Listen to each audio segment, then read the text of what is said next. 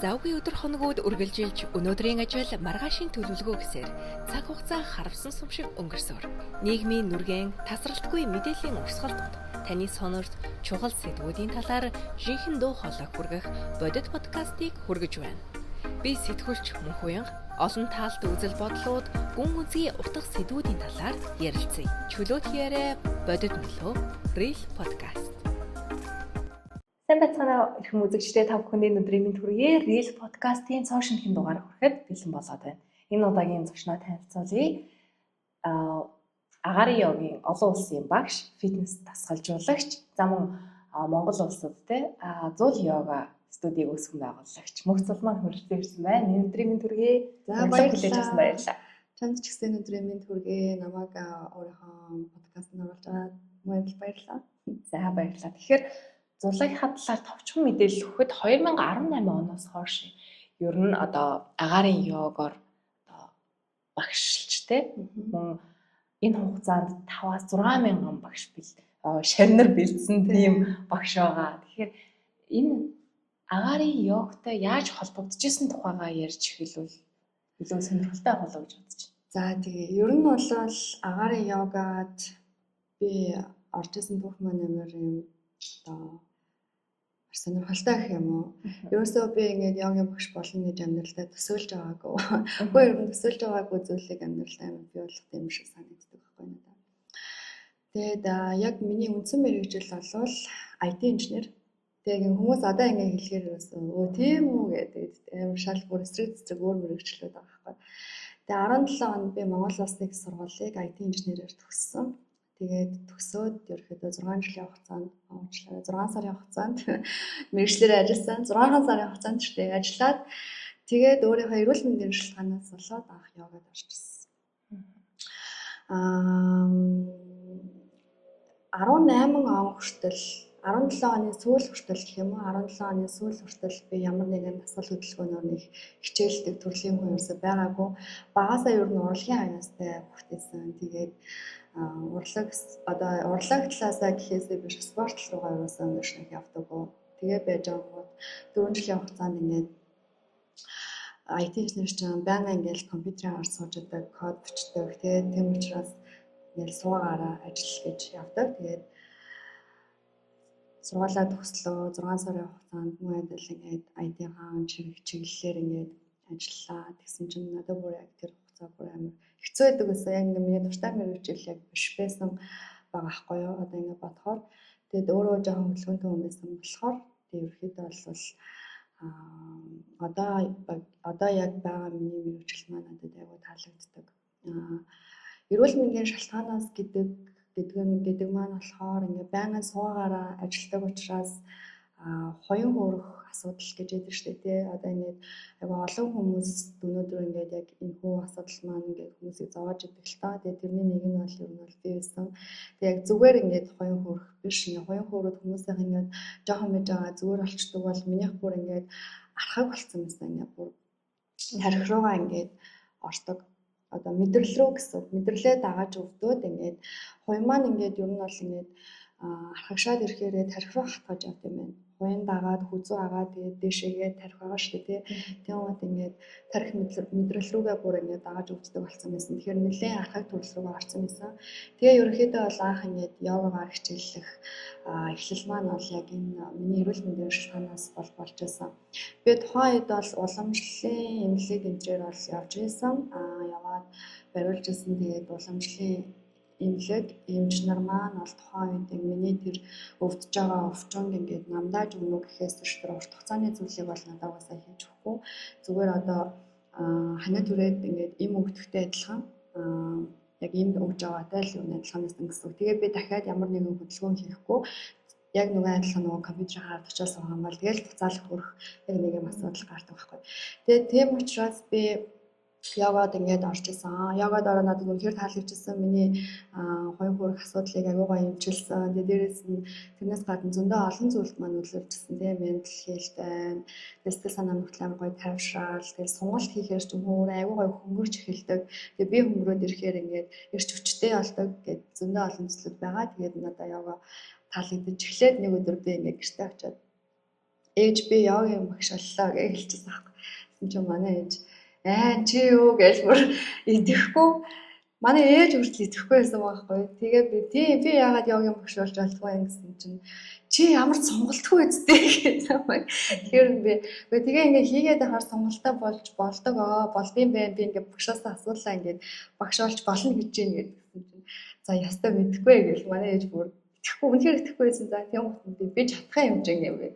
Тэгээд амьдралдаа хийсэн юм хамгийн зоригтой бөгөөд одоо юу гэдэг зөв алхам нэг йогийн багш болох байсан. Тэгээд би мэрэгчлээ одоо үнэхээр хайртай. Тэгээ одоо манай ээж бол намайг ингээд олон хүнд йога заагаад ингээ мундаг багш болсон байна гэдэг амар юу байдаг. Магтдаг гэх юм уу. Миний охин бахархдаг. Миний охин ингээд ингээд би чамайг ингээ йогийн багш болж чадахгүй дээ гэж хэлжсэн. Тэгээд чи чадах уу гэжсэн чинь одоо ингээд амар олон хүнд ингээд йога заагаад хүмүүст ингээд йогыг түгээгээл те ингээд явж байгаа ээжд ингээд амар бахархаж байна. Тэгтээ тэгээ би баяртай байдаг. Тэгээд өөрийнхөө мэрэгчлээ одоо бол үнэхээр хайртай болсон байна. Тэгээ өнөөдрийг хүртэл тэр цаг үеэс ахуулаад би одоо бол яг йогийнхаа мэрэгчлэр ажиллаад явж байна. Ер нь одоо сүүлийн жилүүдэд гэх юм уу та тий ер нь йог, бясалгал гэдэг зүйлийг ямар чухал ач холбогдолтойг хүмүүс илүү их ойлгож байна гэж би хараад байгаа байхгүй. Тэгэнгүүт өөрсдийн хувьд бол 3 жил болж ийн гэсэн бясалгал руу бас ороод тий. Тэгээд 7 жил одоо агаарын йог хийсэн. Тэгээд яг эдгээрээс яг өөрт ямар өөрчлөлтүүд гарч ирж байна. Мэдээж одоо хуяа хөөрхөн байсан энэ асуудал бол хамгийн ихний одоо нөгөө энэ бол яг зүгээр ингээд йогод орсон шалтгаан баггүй. Тэрнээс надад ингээд нөлөөсөн зүйлүүд бүр маш их байдаг. Тэр тухай ярьж. За одоо жишээ нь би ингээд айгүй өршөөд хөөхтэй лаа. Тэгээ одоо би ингээд амар эмгтээлэг болчихсон байна. Тэр нь болохоор бас йогийн одоо шалтгаан гэх юм уу надаа ингээд одоо йог ингэдэг юм байна л да. Яг ингээ өөр дөөр ингээ бодоод үзэн гот хүнийг ингээ гадна талаас нь ч тэр дотор талаас нь ч тэр айгүй гой өөрчлөлтөг. Тэгээд яаж өөрчлөлтөг вэ гэхээр ингээ зөв тал руу нэг гой ингээ чиглүүлж өгдөг. Тэгээд ерөөхдөө би бүр амар эмгтээлэг болсон, амар ховссон гэх юм уу. 10 жилд ингээ намайг мэддэг. Одоо миний одоо эргэн тойронд байдаг 10 жилийн ангийн хүүхдүүд, эрэгтэй хүүхдүүд, би ч эрэгтэй хүүхдүүдтэй ер нь бол ингээ зодтолтож өсвөл цагаан бүрийг тэмэлсэн. Тэгсэн чинь манай ингээ 10 жилийн нэг залуу надад хэлчихсэн байхгүй. Чи ингээд оюутан бол би ингээд бүр ингээд йогийн багш болсны дараа чамаа ингэж амар эмгтээлэг болно гэж би юусоо бодож байгаагүй гэхэд яаж хөө ингэж амар ховсож байна гэд бүр тэгтэл нь яг хүнийг эмгтээлэг болгох юм байна. Нэгдүгээр за хоёрдугаар гэх юм бол аюу гой өөдрөг болгодог. Одоо ямарваа нэгэн зүйлийг хараад одоо жишээ нь асуудал байлаа гэж бодъё л доо. Тэгвэл тэр асуудлыг нь биш. Яг шийдэл рүү амар хардаг болчдөг. Одоо жишээ нь ямар нэгэн одоо зүйл болохгүй байлаа гэж бодоход тий ингээд болгох талаас нэг юм гой өөдрөг үзэлтэй болчдөг. Тэг ингээд чин сэтгэлээсээ инээдэг болдог. Дээрээс нь ерөөдөө амар юм. Одоо надаас заримдаа ингээд амар хүүхдэх шиг ингээд юмуд аарсангууд амар их гардаг. Зөндөө олон зүйлүүд байна. Сонголттой болгоно, нуруунд маш сайн.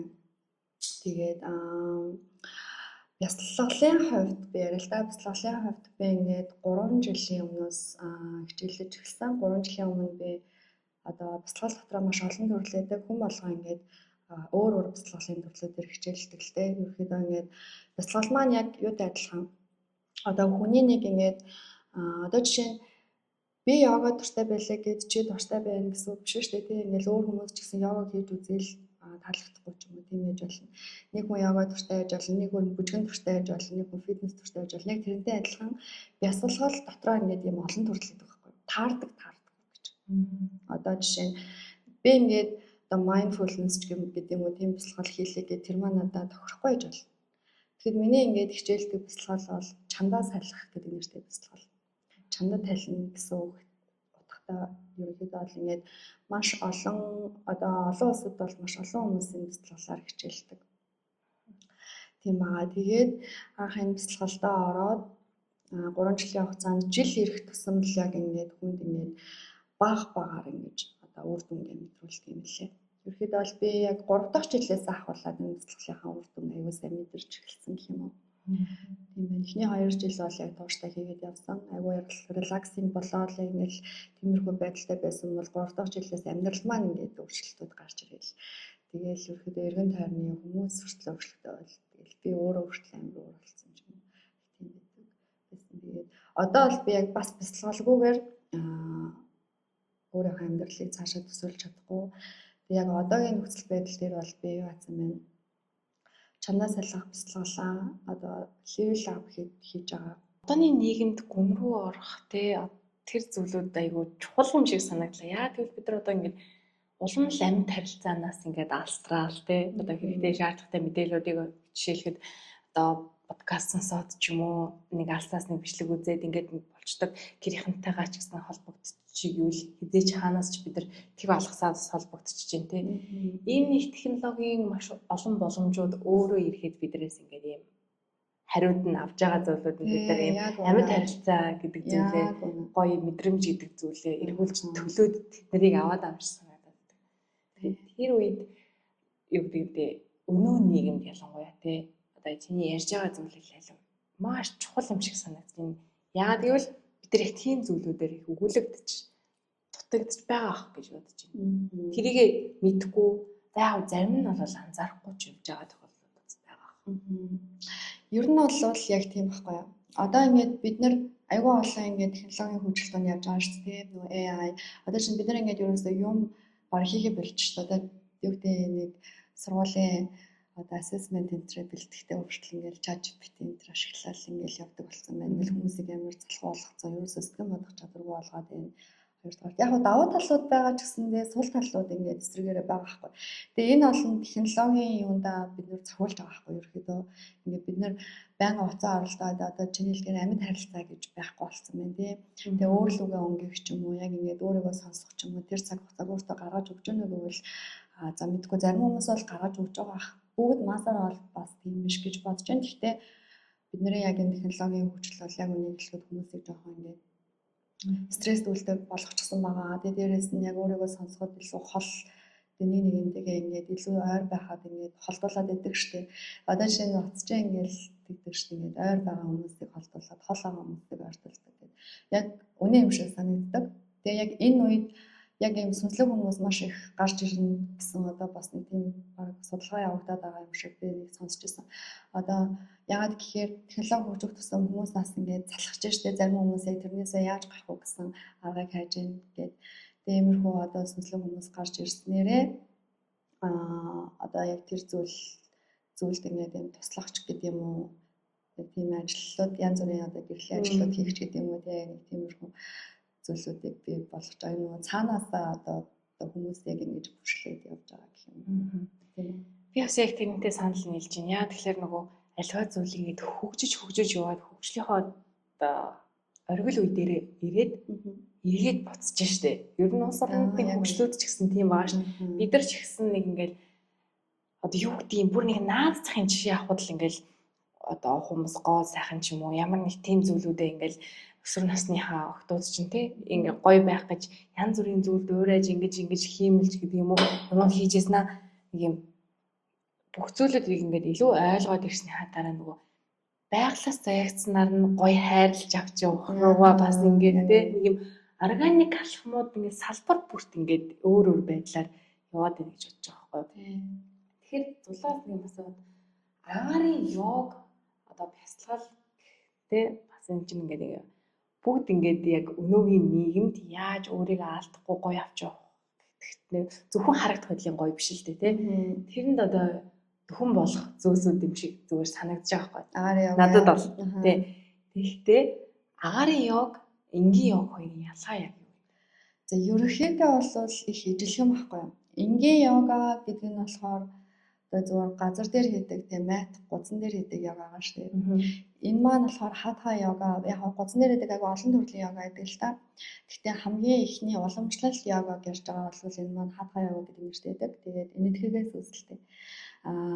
Агаар йога маань бол одоо илүү йогог ингээд нэг тийм одоо олстой ингээд төхөөрөмжтэй тийм олс гэдэг чинь өөрөө төхөөрөмжтэй ингээд хослуулад яг л газар дээр хийдэг йогаг олстой хамт хийнэ л гэсэн үг ерөөхдөө.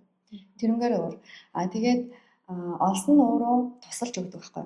Газар хийснээс илүү олсны тусламжтайгаар илүү сайн сонгох ч юм уу, илүү сайн одоо тэр зүйлүүдээ одоо дээр нь гараад одоо цосгоос ахуулаад одоо хүлэнд ингээд ирж байгаа ачааллыг өөр мэдрэгч гэдэг юм уу, тиймэрхүү зүйлүүд айгүй их байдаг. Тэгэхээр ерөөдөө бол олс одоо хүмүүс ингэж боддог. Агаарын яваа харахтаа илүү хэцүү гэж хараад байдаг. Гэхдээ яг үндэ хийх юм бол илүү амархан байдаг.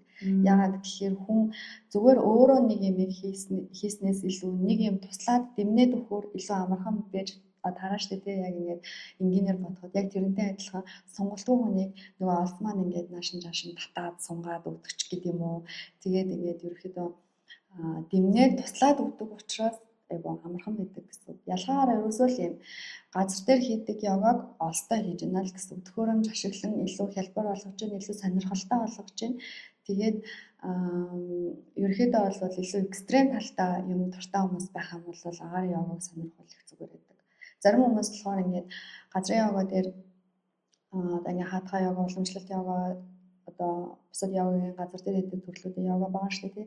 Тэд нэрийг ингээд хүн хүний одоо сонирхох зүйл өөр учраас ингэж боддог байхгүй. Надад манай одоо холбогчсэн зөндөө хүмүүс байдаг. Би ингээд ийм уйтгартай юм дургу гэвэл одоо би ингээд амар юм спиннинг хийж юм галтаа цогтой байдаг гэдэг. Одоо хүн болгоны ер нь бол ийм энерги өөр өгдөг шүү дээ. Одоо би ингээд иймэрхүү юмд орохоор гэдэг нойр хүрээд бясалгал йогаг ер нь хүмүүс юм бясалгал гэж бодоод байдаг. Гэхдээ үнийг хэлэхэд тийм биш байдаг байхгүй. Йог бясалгал гэдэг хоёр зүйлтэй ингээд шал хоёр тустай зүйл байдаг. Тэгээд тийм учраас тэгэж бас битээ бодорой гэж хүмүүсийг хэлмээр байна. Тэгээд хоёрдугаарт гэх юм бол яг нэг тийм экстрем юм сонирхдаг. Би одоо нэг юм галтай цогтой юу гэдэг тэгэж хэлж байгаа хүмүүс маань агаарын йога бас илүү тохиромжтой.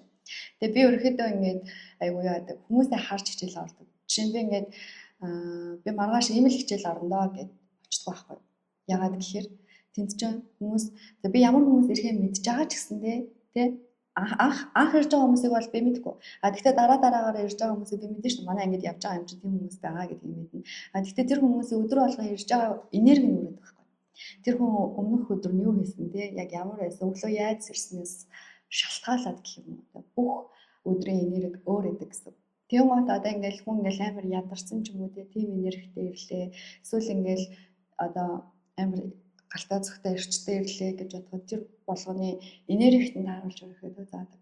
Тэгээд яг тэр йогийн заал руу би орлоо, хүмүүстэйгээ харьцлаа, тэг хүмүүсийгээ харлаа. Тэмүүтэ за ийм хичээл тохиромжтой юм байна гэж ордог гэсэн. Ерөөдөө бол яг тийм болчтой. Хүмүүсээ уншаад энэ одоо ингээд ямар хичээл өнөөдөр энэ хүнд ингээд тааламжтай байх вэ гэдгийг ингээд тааруулаад ордог. Тэгээд нөгөө хүмүүс маань надаас гой татаа мэдрэмжийг аваад явал одоо яг ажиллаа гой 100% тэг гоё хийж байна л гэсэн өөр сэтгэл хангалуун байдаг юм уу? Нөгөө багшаа хоёрын одоо тий гол зорилго одоо нэг цэг дуус. Анх ингээл йогийн багш ингээд дөнгөж олж авахт ингээл манай багш ингээл амар их юм секвенс зурвалт гэсэн юм ингээл нөгөө яг арт артаас нь яг алийг орохын тий ингээл одоо асана болгоныг ингээл зураал одоо 60 минутын асана одоо бид нар чинь жишээ нь 60 минут йога орлоо гэж бодоход тэр болгоно ингээл хүн хэлбэрээр зураад ингэж ордог байсан. Тэгээ ингээд хугацаа өнгөрөх тусам хүний уншдаг болоод одоо яг ямар хичээл тохиромжтой вэ? Ерөөсөө тийм секвенс сурах шаардлагагүй болоод тэгээ одоо миний йога дээр очиод ингээд хичээлээ орж байгаа үедээ би одоо ямар үг хэлэх үү гэж юусэн боддгоо. Зүгээр л миний амнаас ингээд одоо урсаад гарчдаг гэх юм уу яг ингээд олон жил нэг юм давтаал яриад хахаар ингээд хүнд ингээд яг суучдаг юм байлээ. Тэгээ одоо ерөөхдөө яг нэг тэр хэмжээний ирсэн мэн тэ 7 жил гэдэг чинь бас багахгүй хугацаа. Одоо маш олон йогийн багш нар фитнес дасгалжуулагчид байдаг тий. Одоо бүрэл нэмэгдэж штэ. Тэгээд ялангуяа тэр спорт болон тэр одоо чиглэлээр хичээлж эхлэх гэж байгаа ч юм уу сонирхож байгаа хүмүүст бол сонготоо хийх гэдэг нь аюу хэцүү юм шиг санагддээ. Тийм яаж тэр хүмүүсийг энэ хүн сайн бол гэдгийг мэдвүү. Одоо ер нь багш нарын энэ хүн сайн болоо. Тий одоо багш нараа сонгохдоо тий багшаа сонгохдоо тий зарим хүмүүс ч нь бол нэг юм өөрийгөө маш их одоо юу гэдэг рекламддаг мөртлөөсөө тодорхой хэмжээний үр дүн бас хүлээлтээс давхгүй тохиолдлууд байдаг тий. Тэгэхээр өөрөө бас багш хүний хувьд тодорхой хэмжээний туршлагатай байгаа юм чинь яг энэ дээр хүмүүстийн энгийн зөвлөгөө тий бүгэл яаж бид нар одоо би ингэж бодож байна. яг багш нөлөөлнө. Гэхдээ тухайн хувь хүнээс маш их зүйл шалтгаалдаг байхгүй юу? Одоо нөгөө нэг ийм үг гэдэг шүү дээ. Нөгөө шат бэлэн болсон үед багш гарч ирдэг гэдэг тийм үг гэдэг байхгүй юу? Одоо миний саяны одоо ингээд сүнслэг амьдрал дээр хүртэл би 3 жил ингээд тасралтгүй хичээлж ирж байгаа туслахаар бэлэн болсон үед миний багш гарч ирсэн байхгүй юу? Яг тэрнтэй адилхан хүмүүс багшийг ер нь бол голохгүй. Яагаад гэхээр тэр чинь ингээд олон жилийн хугацаанд туршлагацсан тийм ингээд зөндөө олон хүмүүс заасан. Үнэхээр бүр шинэ багш биш л болвол тэр чинь тодорхой хэмжээнд тэр амьдралаар зөндөө амьдраа зөндөө олон хүмүүстэй харьцаад явсан хүмүүс байгаа шүү дээ. Тэгэхээр өөрсдөө ерөөхдөө одоо юу гэдэг өөрсдөө маш сайн ажиллах хэрэгтэй гэсэн үг. Багш хоёрын одоо юм нэг барилдлага гэж нэг юм байдаг шүү дээ. Яг тэрнгээрээ явах хэрэгтэй. Ямар ч фитнесийн багш бай, ямар ч йогийн багш бай, тэнд мундаг биш, одоо мундаг сайн биш багш нар зөндөө байж болох ч гэсэндээ тухайн хүн өөрөөс нь маш их шалтгаалдаг. Ялангуяа фитнес дээр. Йога дээр бол хүмүүсийн сонгодог шалтгаанууд нь одоо би өнөөдрийн үднээс ингээ харахад дуу хоолой байна тийм. Ихэнх хүмүүс ер нь бол багшаа дуу хоолойноос нь болж бас сонгодог юм билээ. Ягаад тэгэхээр одоо тиймэрхүү онцгой дуу хоолойтой хүн дээр ингээд йога ч өөрөө нэг юм одоо нэг жоохон ингэж ярьдаг учраас одоо хоолоосаа өгөх шаардлагатай байдаг гэж ярьдаг. Тэгээд тухайн хүн одоо тухайн багш хичээлээ хэрхэн сонирхолтой орж ийнэ те. Нэг л юмаа ингээд өдөр болгон давтаал ороод ах юм бол тэр хүн чинь одоо өөд нөхөн угаасаа амар амархан өөддөг төрлийн хүмүүс байдаг шүү дээ. Тэгэхээр тэрийг ингээд өөрчилж орох ч юм уу гэл. Тэгэл тиймэрхүү зүйлүүд сонирхолтой байх үүднээс ерөнхийдөө бол хүмүүс яадаг баха. Одоо йога дээр сонгодог байх гэж би бодож байна. Тэгээд йогагийн хувьд бол хүний анхны багш амар чухал гэдэг юм шиг санагддаг. Одоо анх тэр хүн дээр йог сурсан багш дээрээ л хүмүүс агиух явах гэдэг. Одоо өөр багш дээр явчаад буцаж ирдэг байхгүй дандаа хүмүүс буцаж ирээд ерөөсөө л анхных л байд юм байна гэл яг тэгж ирдэг байхгүй. Одоо зарим нь ингээл гэр нь холж байд юм уу тий. Тэгээ явжангуудаа буцаж ирдэг байхгүй. Тэгэхээр нөгөө одоо анханасаа А усыг залгасан багш гэдэг шиг яг тийм байдаг. Йога дээр фитнес дээр бол фитнесийн багшиг бол нэрээ үнээр голох юм шаардлага байхгүй. Фитнес бол үнээр хувь хүний хичээл зүтгэл маш их хамаардаг. Багштайгаа яаж ч өөрийнхөө зүйлийг одоо хэлэн тий. Тэгээ багш хоолны зөвлөгөө, хоолны меню энэ төр гаргаж өгөөд өөртөө тохирсон дасгалын систем гаргаж өглөө. Тэгээ яг тэр системийн дагуу өөрөө ингээд дасгалаа хийж чадчихна уу гэдэг чинь одоо ингээд яг өөрөөс нь шалтгаалж байгаа байхгүй. Тэгэхээр ерөөхдөө би багш нарыг яг нэг мундаг биш энэ гэж хэлж яг нэг хэлж чадахгүй байна. Тухайн хүнээсээ шалтгаалдаг юм шиг байна. Өөрөө чадахгүй болоод ирэхээрээ бас ингээд багшаа болдог хүмүүс байдаг шүү дээ. Одоо юу гэдэг фитнес үнэхээр айгүй хэцүү спорт. Яг зарим хүмүүс амар хэцүү гэж боддог, зарим хүмүүс амархан гэж боддог л тоо. Тэнгууд дийлэн хүмүүс ингээл амар хэцүү спорт гэж тэгдэг. Тэнгуудаа орж ирлээ, шантрангуудаа одоо багш буруутай юм шиг яг тиймэрхүү хандлагууд манай Монгол хүмүүс ялангуяа амар гаргаад идэв санагдав. Гэтэ үнийг хэлэхэд тийм биш. Фитнес бол цаг хугацааны спорт. Йога ч гэсэн ерөөхдөө йога бол гэхдээ спорт биш. Би фитнес йога хоёрыг яг нэг зүйл шиг би ярмааргүй байна. Угаасаа ярьж чадахгүй. Хоёр бүр тэний газар шиг ертөнц ахгүй бүр нэг том ертөнцөд учраас би тэгж ярьж чадахгүй. Задлж ярина. Задлж ярихаар бол маш их цаг орох байх. Тэглэг яхаа. Ерөнхийдөө багшийн талаар ингээд сая бол илүү ойлголтыг бол өглөө шүү дээ. Хүний бодол бас өөр тий. Тэгэхдээ нэг бас нэг анзаарагдсан зүйл нь хүн хүний нөгөө арга барил гэдэг юм байна тий. Жишээлхэд хичнээн мянга сайн багш байгаад одоо нөгөө сурагч тэр хоёрын connection гэх юм уу да тий. Тэр одоо би бол айгүй олон зүйлүүд дээр анзаарч ирсэн. Ялангуяа тийм хичээл дээр бүр яг ингээд одоо академик хичээл дээр тий. Тэгээд ингээд сайн багшнууд байгаа ч гэсэн яг одоо нөгөө яг хоёлаа өмнө нэг ярьж ирсэн шиг те энэ багш надад өгөөд би энэ хүний одоо өгч буй эрдмийг ингээд авах хэмжээний нэг юм гоё нэг мэдрэмжийн юм байт юм болоо эсвэл те. Тийм мэдрэмж болон энерги те.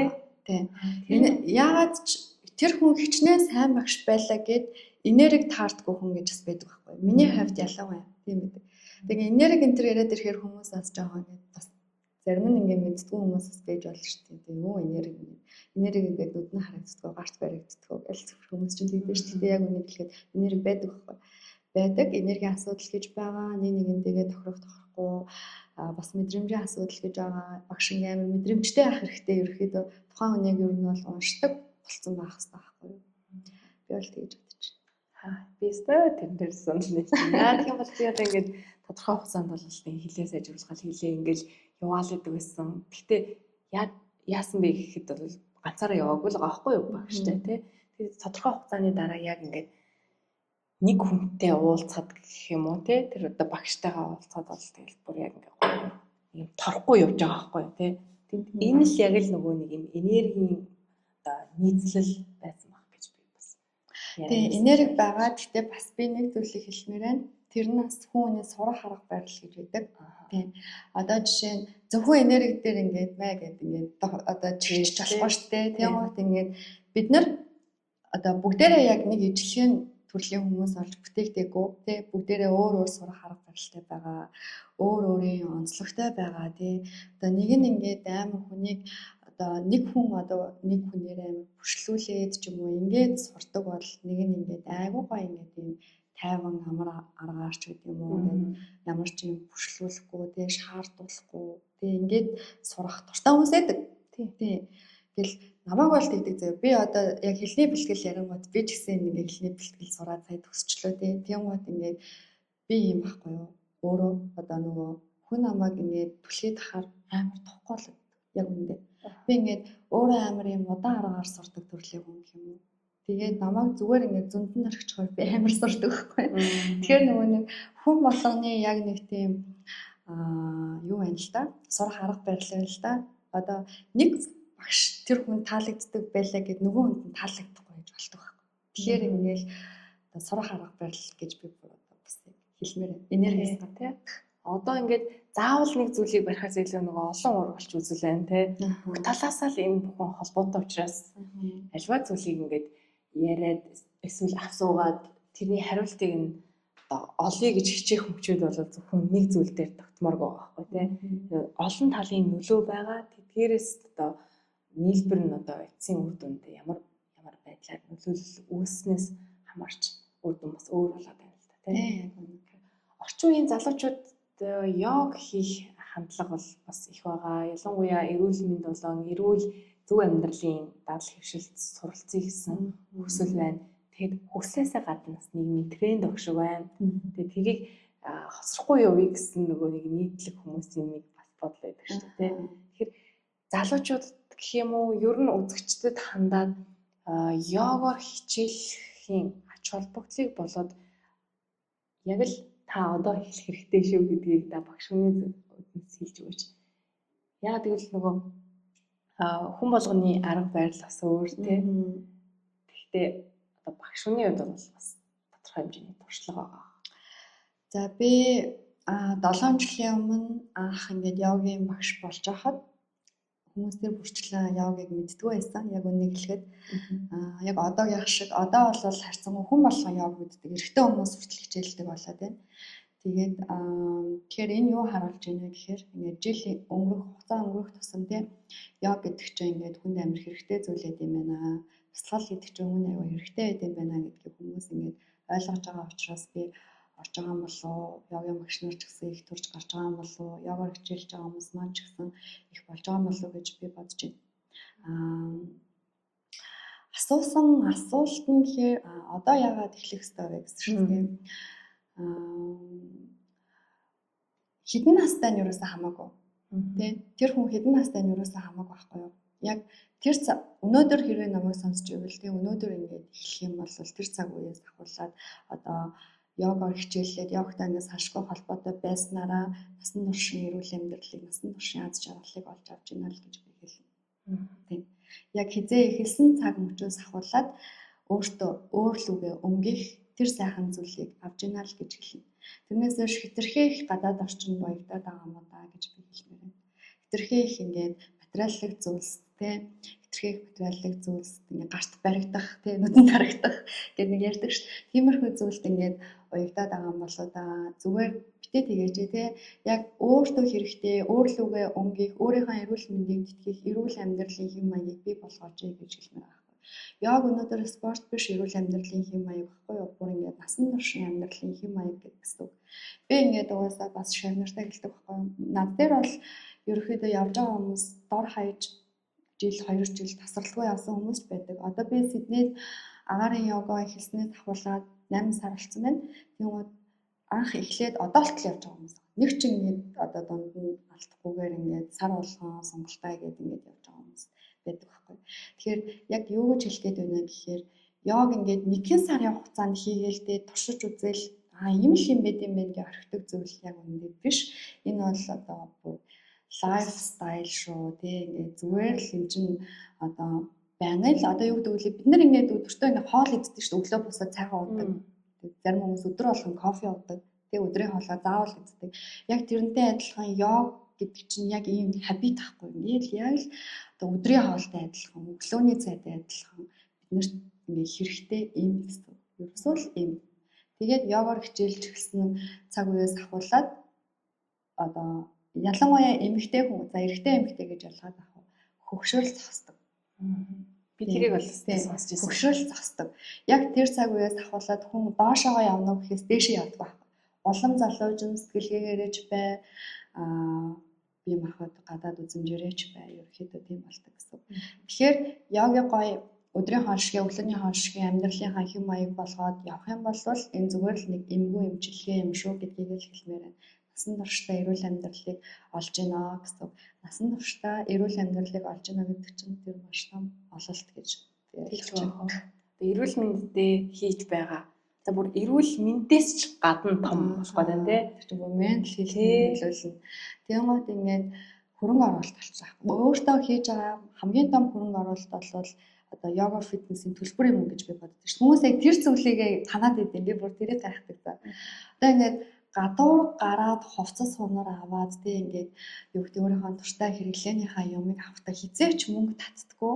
Тэг ингээд нэг найзтайгаа шоудаад ингээд гарч ороод ингээд явна л та хүн юм чи явна. А гэхдээ тэд нартэй ерөөсөө ууж идэхдээ мөнгө татдаггүй хэрнээсээ яагаад ингээд йогийн 1 сарын төлбөртэй яагаад фитнесийн 1 сарын төлбөр татаад идэв юм бэ гэдгийг би бүр амар гайхдаг.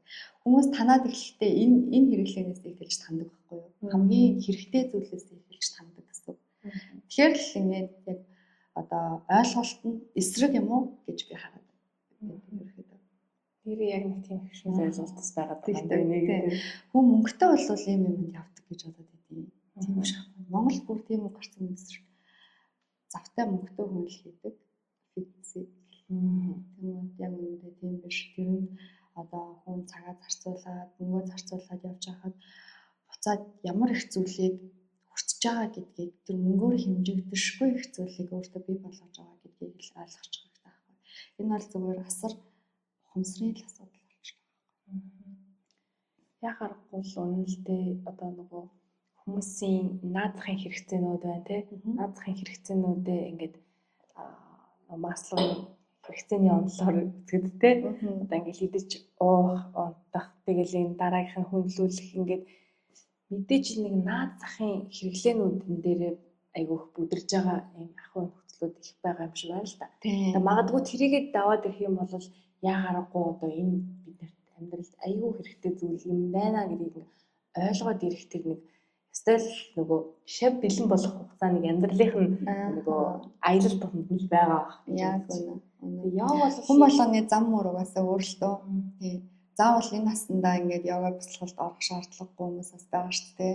Яг тухайн хүний цаг хугацаа зам мөр гэж бас байгаа. Би хүмүүсийг бол хүчлэлгүй. Ягаад тэгэхээр хүмүүс өөрсдөө хүсэж тэр зүйлийг бий болгодог. Би йогыг ер нь бол нэг рекламадад байдаг. Одоо Монголд байхдаа ялангуяа би ингээд хүмүүс манай эргэн тойрны хүмүүс ингээд йогад яваач ингэж тэгэж би ерөөсөө тийм ярьдгүй. Надаас ингээд асуусан ч нэг ингэж амар гэж зүгээр яваал өөрөө л мэдэр. Миний ярьж байгаа яриа чиний мэдрэх мэдрэмж хоёр шал өөр гэж хэлдэг байхгүй.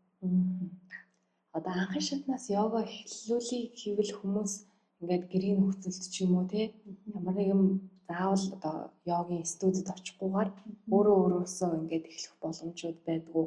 Тэгвэл яаж эхлэх хэрэгтэй байдаг вэ? Тийш одоо орчин үед бол бүр маш одоо бүх юм нэлээд болцсон шүү дээ. Онлайн йогийн сургалтууд байна. гэрээсээ за онлайн йога төлбөртэй гэж бодож ивэл YouTube-ээр 4 өнгө сургалтууд бас байна. Тэгээ YouTube тавьж аваад за гаднаас гуц аваад тэгээ хараад эхлэнэ. Гэхдээ би ингэж боддог. Ямар ч анхаарчны йогийн мэдлэггүй хүн ингэж битээ эхлээсэй гэж боддог. Ягаад тэгэхээр хүн ингэж бичлэг хараад хэлээ зүгээр ингээд зөв хийгээ тэр хүнийг яг дагаад хараад хийж байгаа юм шиг өөртөө санагдаж байгаа боловч үнэн дээр тийм биш гэдэг байхгүй юу? Буруу хийдэг байхгүй юу? Ягаад багш гэдэг нь тэр буруу хийж байгааг засаад ингэж хийх ёстой шүү тийм гэсэн зөв техникийг ингэж бий болгох гэж ингээд одоо бид нар байгаа болохоос ш багш хэрэггүй байсан бол яхан зөв бичлэг тавиал ингээд тавиал дагаад хийлтэй гэдэг уриална. Гэхдээ үнэндээ тийм биш байдаг. Зөндөө олон хүмүүс бас гэдэг байхгүй юу? Би ингээд анх ингээд йогыг гэртээ ингээд YouTube тавиад ингээд хэлсэн. Тэгээ ингээд яг ингээд одоо танхимд ирээд хийх гэртээ хийх хоёр шал өөр юм байна. Миний ингээд зөвгээд хийдэг байсан тасгалууд үнэндээ буруу байсан байна гэдэг ярьдаг хүмүүс явах байдаг. Тэгэхээр тэгж бити алдаар гэж хэлмээр. Фитнес йога хоёрыг одоо эхлэх гэж байгаа бол анхнаасаа багшуудыг аваарай. Нэрээ одоо фитнестэй ч гэсэн ядаж персонал трейнер аваад 3 өдөр ажиллуулчих хэрэгтэй байхгүй юу? Одоо үндсэн техникүүдээ сураад авчлаа. Тэгээ цаашаа өөрөө сайхан явчих жолно шүү дээ. Тиймэрхүү юм дээр бас ингээд өөрөө сурах гэж хичээгээд тий бас мөнгө хэмжих гэж хичээгээд битээ тэгээсээ үнэхээр сурч байгаа бол яг багш гэдэг хүнээр нь гоё заалгаад тэгээ сурцсан байхад тэр чинь явандаа өөрийнх нь одоо сурсан зүйлийг хинж буцаагаад авахгүй шүү дээ. Тийм учраас ингээд өөрөө тэгээ өөрчлүүлээд тасан туршдаа хийгээд явах боломжтой гэсэн. Наа чи нь бол үнэхээр бас хүмүүст хэлмээр ойлголтой. Яагаад гэвэл бид нар нэрээ бас ингээд өөрөө хийх гээл юм болгоныг үзээл тий. Тэгээ бас нэг тодорхой хэмжээний суурай зөв тавья гэсэн ойлголтоо хоош нь тавьчихад байгаа байхгүй юу? Тэгснийхаа үндсэн дээр тий. Яагаад энд нөлөөлж байна гэхээр магадгүй одоо нэг өнцгөн шүү дээ. Гэхдээ тий. Одоо нөгөө тодорхой хэмжээний илүүдэл жинтэй байжгаад бүгд фитнесээр хичээллээд турангуудаа Instagram аккаунтныхаа өмнө фит гэдэг нэр урд нь илүү хойно нөлөө гэдэг нэг манд яваад байдаг шүү дээ. Яг хүн болгон бараг нэг ийм замаар яваад байгаа болохоор өөрөө болчдөг юм байна ч юм уу тий. Эсвэл магадгүй өөрөө явснараа тэр аяллалынхаа утга учирыг ойлгод юм байна гэсэн ийм түгээмэл ойлголт байгаа бах гэж би бодож байна. Яг тэр хүмүүсийг одоо нөгөө өмөрч байгаа юм биш тий. Зүгээр ямар ч байсан ийм нийгэмд түгээмэл хандлага байгаа учраас хүмүүс яг тэр замаар явах гэж магадгүй мал гэж. Яг гоо тэр ч зөвлөдөө. Гэхдээ зарим хүмүүс бол нөгөө завгүй хүмүүс амар гэж шүү дээ. Ийш тийш юмд явах завгүй гэдэг. Тийм хүмүүсээс гэртээ хөвчлээ хийдэг юм шиг надад санагдсан. Тэр ойлголтын дээр зулаа бол маш гоё одоо тодорхой ойлголт. Тэгээ одоо нэг бодлын одоо зөв мэдээлэл буюу одоо заалтыг бас өгч чинь гэж би бол анзаарч байна. Та бүхэн яг өөрөө оролдож цаг хугацаагаа хэмнэж байгаа нэрээр өөрийнхөө бас нөгөө талаас цаг хугацаагаа бас алаад байхгүй тийм тэрийг яраасаа ойлгохгүй. Одоо миний хувьд фитнест орсон шалтгаан би ингээд ерөөхдөө бас фитнесийн багш болъё ч гэж боддог байсан л та. Би амар турахаа ямар ч өвцөггүй байсан. Өвцөг үнэхээр үннийг хэлэхэд бүр байхгүй одоо тийм турахаа ясархаг хүмүүс идэв шүү дээ. Тийм өнөөдөр би 52 кг-тай. Тэгээ анх йогийн багш болохдоо би 43 кг-тай байсан. Тэгээ 9 кг-аас ер нь бол масс нэмсэн гэсэн үг байхгүй. Тэгэхээр 43 кг-тай эмэгтэй хүн яг ямар харагдах вэ те турахаа гэхдээ бүр яс ярьсахгүй. Ямар ч бүгс авахгүй үзэг авахгүй гэсэн. Тэгээ би багшаагаад штэ би ингээ йогийн багш болсон хүмүүсийн урд ингээд багшлаад ингээ явж хагаад өөрийнхөө биеийг байнга талент харж байна. Тэмүүтэ би юун дээр ажиллах хэрэгтэй юм гэл ингээл харангуй ялцчих надад үзэг зүтгэдэг. Тэгээ би фитнест орж өвзөгний дасгал хийгээд өвзөгтэй болъё гэд анх одоо фитнесийнхаа одоо амьдралыг эхлүүлчихсэн гэх юм. Тэгэхээр би фитнест ороод удаагүй л юм л да. Амар олон жил болсон хүмүүсийн одоо мундаг зөндөө хүмүүсийн хажууд бол угаасаа тийм амар туршлагатай гэж өөрийгөө хэлэхгүй. Одоо бол суралцаа явж байна. Юу вэ гэхээр ийм байна. Анх тэгж орж исэн. Тэгээд 2 жилийн хугацаанд би яг л өөрөө хийсэн. Өөрөө ингээл яг фитнесийн одоо Монголд ч юм бол фитнесийн багш нар гэж хүмүүс байдаг шүү дээ. Одоо Сиднейд байдгүй яг персонал тренер мөнгөөр төлж авдаг болохоос биш Монгол фитнесийн заалны багш гэж байдаг. Заалны багш нараараа заалгаад өвзөгний дасгал энэ хийгээд тэг фитнесийг анх эхлүүлж агаад тэг би ингээд юмыг одоо нэг эхэлжүүл заавал багш нь болдог ч юм ингээл эцсийн үздэг нэг тийм замтай ерөөсөө дундаас нь бууж өгдөггүй. Тэгээд фитнестэй дурлаад фитнест донтож эхлээд тэгээ би Монголын хүний нөөцийн удирдлагын академид одоо фитнесийн багш тасгалжуулагч мэргэжлэр төгссөн. Тэгээ тэрэндээ йог одоо практис хосолсон тийм одоо хичээлүүдийг залгаад яг үндсэн Монголд одоо багшлах хэрэгтэй фитнесийн багш болсон. Энэ маань болохоор 2 жил юм. Одоогоос 2 жил юм. Тэгэхээр фитнесийн багш болоод ердөө 2 жил л болж байгаа гэсэн. Тэгэхээр фитнес бол шинэхэн. Йога бол урт хугацааны одоо надтай хамт байсан зүйл юм. Гэхдээ би фитнесийг орхихгүй одоо би үргэлжлүүлээд сурч байгаа. Хэлний бэлтгэлээ одоо сая 12 сарын сүүлээр төгсчихлоо. Одоо 1 сарын 31-нд миний хичээл эхэлнэ. Коллеж хичээл маань эхэлнэ. Тэрэн дээр болохоор би Австрали улсад багшлах хэрэгтэй. Фитнесийн 3-4 гэдэг сертификатыг, йогийн 4 гэдэг сертификатыг авах гэж одоо ерөөхдөө яг тэр мэргэжлэлээр сурч эхлэх гэж байгаа. Ер нь эрүүл амьдралын хэв маягийг ингээд одоо хүмүүс сурчлан таниулах тийм фитнес нь ч бай одоо йогийн одоо энэ гайхамшигчтэй тийм заах хүн болох тийм ялангуяа багшуулах хэрэгцүү. Тэгэл яг энэ бас нөгөө нэг яа дуртай болохоор би өөрөө дуртайдаа айгүй их явдаг. Гэхдээ заримдаа шантармаар байдаг гарч ирсэн. Ингээд мэдээж маш олон хүмүүстэй харьцсан. Тэр олон хүмүүсийн одоо санаа сэтгэл өөр ч гэдэг юм уу. Одоо би нэг хүн таалагддаг хичээл заахад нөгөө хүнд нь таалагдахгүй байх жишээ бас байж болно. Гэхдээ ерөөхдөө өнөөдрийн хувьд яг тэгэж нэг юм юу гэдэг нь бүлээс хүмүүс энэ төр байгаагүй л дээ. Гэхдээ одоо мэдэгдэхгүйгээр тийм байдал үүсгэсэн үгүйгээ би бас өөрөө мэдэхгүй байна. Тийм учраас заримдаа бууж өмөр санагдаг үед надад бол гарч ирсэн. Байнгын ингээд тасглаа ингээд хийгээд одоо байнгын л одоо ерөнхийдөө бол хүмүүс ингээд йогийн багшийг аягүй ингээд цэвэрхэн ажил гэж хардаг.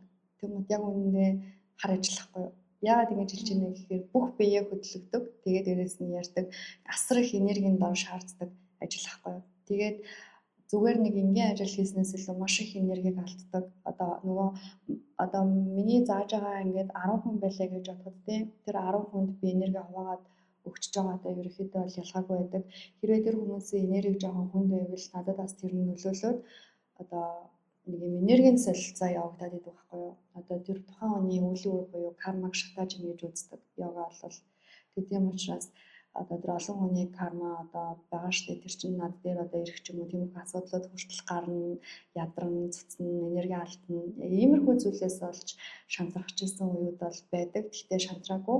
Тэрнээс биш бол яг гоё байдаг. Туртай байдаг. Яагаад тэгэхээр би хүмүүсийг гоё болгож чинь те нэгдүгээр, хоёрдугаар гэх юм бол эрүүл амьдрал руу хөтлөөд тодорхой хэмжээнд бас нэг ингээд амьдралтаа ирсэн нэг юм зорилгоо биелүүлээд байгаа мó гэж би боддог байхгүй юу.